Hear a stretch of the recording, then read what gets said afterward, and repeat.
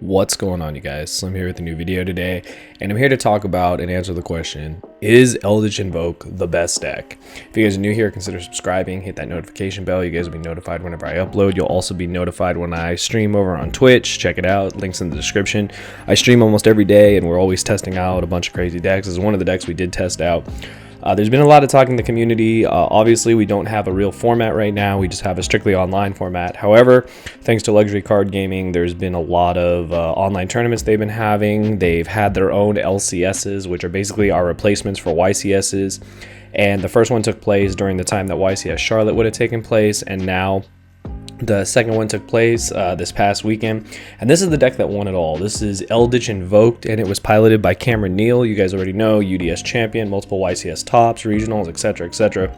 Easily one of the best players in the game, and people have been wondering, you know, with his win, does this make this deck the best deck in the format? Based on statistics, yes, it does. Was it the most represented? No, the most represented was actually the Atom deck, as I call it, the Rock deck, but that'll be another video. But I'm here to basically talk about my thoughts on the deck, go over the deck, and then just kind of tell you guys, you know, based on, you know, these online results, based on how the deck plays, you know, is this the best deck to play if you're going to play in a lot of online tournaments? But as you guys can see, it is Eldritch. It does involve the Invoked engine. It also plays the Magician Souls engine, which I think is really cool. I think that's something new that a lot of people were not playing. There's multiple builds of Eldritch. I believe there were like 7 different variants that topped at this online tournament, so it was definitely interesting. Eldritch by itself is actually crazy. Like, this card is like really nuts. The fact that you can get multiple on the field, the fact that it's a level 10 to make rank 10s, which you really didn't think would be that prevalent, but believe it or not, he won the finals with this card, so it's pretty crazy. But we'll go over the list real quick. I'll talk about my thoughts, and we'll talk about, you know, just like its impact based on winning this tournament, how we're going to see it like shape up for the rest of the format. So on to the main deck. We've got, of course, Triple Eldritch of the Golden Lord, you know, heart and soul of the Eldritch deck. It's the only monster, and I think that's the thing that's really interesting, is that as far as Eldritch goes, this is its only monster, and it just uses the rest of its spells and traps to just get a bunch of advantage, which is pretty crazy. You got the one Apprentice Illusion Magician. Obviously, this is for Magician Souls. This is the best target you can play. You're not playing Spiral, so you don't need to play any other targets. This is the best one. It also has an effect that sometimes comes up. Triple Alistair, of course, you guys already know. Alistair's insane. 1 card Macabre, just 1 card everything. Like, everyone knows how much I love this card. As soon as I saw that you could play Invoked in this deck, I had to revisit this deck. Alistair's just insane. Like, I honestly think like eventually they're gonna do something to Alistair and Friends, unfortunately, but for the time being, the card is just great. 2 copies of Ash Blossom and 3 copies of Magician Soul. So Magician Soul is nuts in this deck. Being able to send this, being able to special summon, and then being able to get rid of your spells and traps, which you actually want to do because of the Eldritch cards, you just end up drawing more cards, getting more advantage, and it's crazy. In addition to that, you also play the Spellbook engine.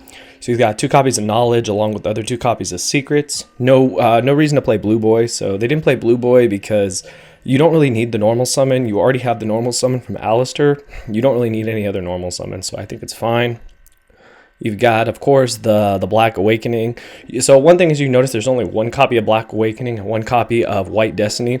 In Cam's like interview / deck profile he did on Bortles channel, he talked about this, that these are not like the best cards, but you know, they're not bad. Being able to summon from your hand or graveyard, or being able to summon from your deck or whatever, it gets a monster out of the deck, and that is important. Also, the graveyard effect is more valuable, of course, compared to the other effects, so that's important. The 1 Terraforming for the Meltdown, 2 copies of Invocation. As you can see, you only need to play 2. You're not playing Desires, so you just need to play 2 and it's fine. It also can come up with Mad Invoker, because Mad Invoker is really strong in this deck. And you got the 3 copies of the Cursed Eldland. You guys already know. This card is just great. You know, it starts off your combo, so that's important. Sending it away gives more combos, so it's just good in general. Triple Meltdown, obviously, for the Alistair. That's it for the spells. For the traps, triple copies of Impermanence. So if you notice, the only hand traps in the main deck are the triple Impermanence and the Ash Blossoms.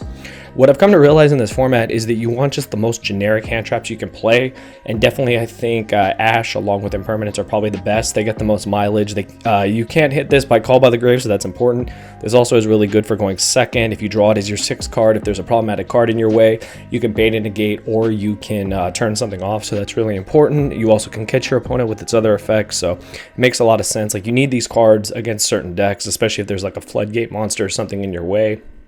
Then, of course, you have all the Eldritch cards. You have the Scarlight, you have the Conquistador, and you have the Aquero, as well as the one of the Golden Land Forever counter trap. This card's insane. I love watching this card go off, like especially when you set it up properly. Just being able to just tribute away your Eldritch and then like literally just don't even care because you just get it back and then you summon it, so it's crazy. But that's the main deck. It's 40 cards. Extra deck, you have Elysium. You can make this really easily in the deck. It's also a level 10, which is something I didn't realize. So if for some reason this doesn't end the game, you get this and Eldritch, do some damage, and then make a, I don't know, make a rank 10, make a Gustav Max and burn for the last couple damage or something like that. So that's pretty crazy. Double Macabre, standard, Purgatrio when you need to game your opponent, and then one Caliga.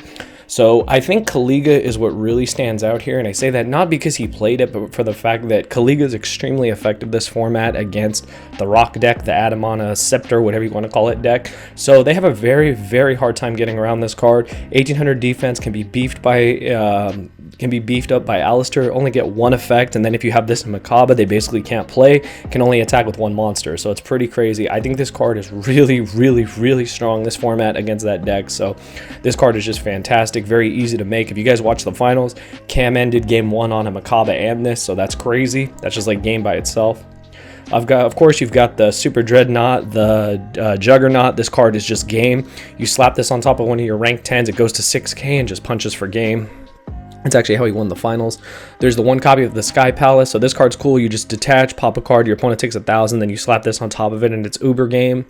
Gustav for the 2,000 burn, also to rank up into the Juggernaut. Pallades, because for some reason these guys turn into level 5, so that's pretty cool. Comes up, you can spin away a problematic card, and it's just really strong. I like it. You've got, of course, the Nightmare Phoenix, generic. You have Alistair, the Invoker of Madness. Its name is also Alistair because it becomes another copy of itself. Plus it, of course, get another invocation if you're going for game.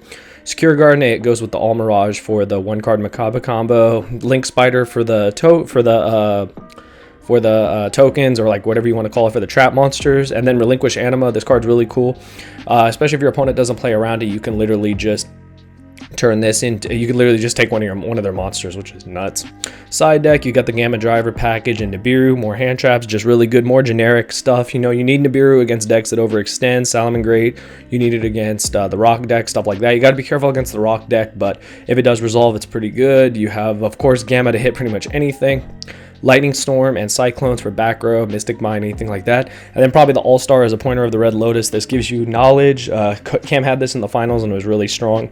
Just being able to, know what your opponent's hand is, take away a problematic card. It really helps you, just win the game outright by this card. So this card is fantastic. So because of these tournament results, we've seen, like I said, multiple versions of this deck. There's a Lightsworn build running around. There was a Miyakashi build running around. And then there's this build. And right now, this is projected to be the best deck. And we will see, like, depending on the rest of our tournaments, they have weekly tournaments with Pro Play Games. They have tournaments with Luxury. There's going to be another LCS probably next month during the time that YCS Pasadena will have taken place. There are so many just things that can happen in this format, and I think that the Eldritch engine itself is starting to become very splashable. I know some other channels have talked about that, and I definitely think it's true. I think this deck will continue to do really well in the format. I think splashing it with Invoked is just insane. You're basically taking two very splashable engines that just work off each other. Having, this monster in either attack or defense, having it beefed up to 35, having a Macabre, having a Caliga, whatever it is, you basically play your Invoke cards, and then you have your Eldritch cards next to it, and it's just crazy. I think that especially in Master Rule 5, you're not really limited by your Link monsters. Eldritch doesn't even really go into its extra deck unless it absolutely needs to, and it benefits from going to its extra deck because if it links away, or if it makes a rank 10 and detaches, you can just get the Eldritch back. Other crazy interactions is how you can just send Meltdown to get this back. So there's so many things that this deck has going for it that I think we're going to see more and more of this deck going forward. We're also going to see, like I said, more representation of the Eldritch engine splashed in other decks. But for the time being, this is definitely one of the best decks of the format. If you're playing online, this is probably one of the best decks you can play. You can test it out, and I think you guys will really enjoy it. But overall, those are my thoughts. I think that this deck will continue to be one of the most represented decks in the format, right next to the Adamana Scepter deck. A lot of people say that that's the best deck of the format. Based on representation as well, you could say that that's the best deck of the format. But for winning, this is what won in the finals. So I think a lot of people are going to be looking at that and saying this is the best deck next to the Rock deck. But we'll just keep track on how this does, how the Rock deck does, and how the other decks do in this format. But overall, I think this deck is has a lot of potential. It's very, very it's very, very crazy like how simple it is, you know, with Alistair being your one card combo, and then having the Eldritch cards as like an extra engine is just crazy. And you can just win so many games off of just simple interactions like Gustav Max, Sky Palace, and of course Juggernaut just going for game, having Makaba for negates, having Kaliga to shut down your opponent. There are so many things, like I said, this deck can do that I think we're definitely going to see more of it in the future. But yeah, those are my thoughts, you guys. Let me know what you guys think. Do you think this is the best deck of the format right now? Do you think that the Rock deck is better? There's a huge argument, and of course, you know, time will tell based on the performance of these decks. But I think for right now, for the online tournament, for everything that we've seen, this is definitely shaping up to be the best deck of the format. And we're going to see, you know, more iterations, more, you know, more versions of this deck pop up. And it'll be interesting to see what happens, not only with the Eldritch engine, but also with the Invoked engine, because I think they're just two really strong engines that can pretty much go in any deck and have success. But that's all I got for today's video, you guys. I hope you guys enjoyed. Give it a thumbs up if you did. I'll catch you guys over on my streams. And yeah, I hope you guys enjoyed. I'll see you guys later. Thank you for watching.